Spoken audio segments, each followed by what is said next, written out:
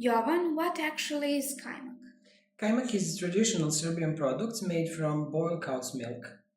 Where does kajmak come from? I mean, what's its story? Kajmak has been traditional prepared in Serbia for several hundred years. A recipe for making kajmak is passed down from generation to generation, and the process of preparing kajmak has been recognized by UNESCO. Why is it an important part of Serbian traditional cuisine?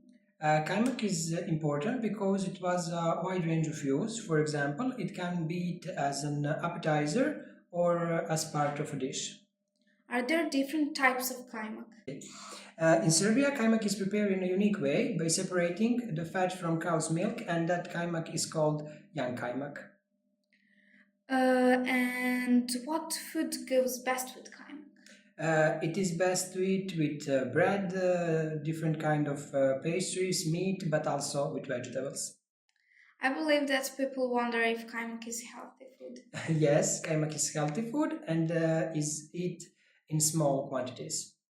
Before we say goodbye, do you have any fun memories with kajmak? Every time you eat kajmak, it's fun memory. That sounds amazing. Jovan, thanks a lot for taking us told the story of kajmak. It's my pleasure.